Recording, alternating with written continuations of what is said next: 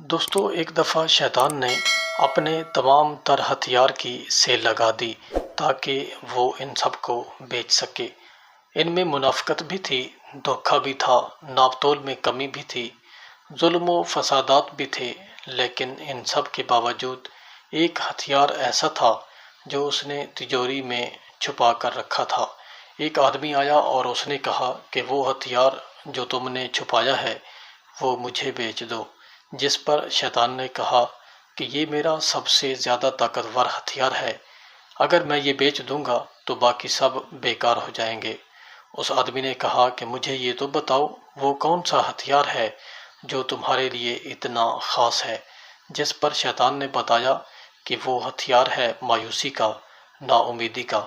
تو دوستو، سوچنا چاہیے جب آپ مایوس ہو جاتے ہیں یا نا امید ہو جاتے ہیں تو شیطان کے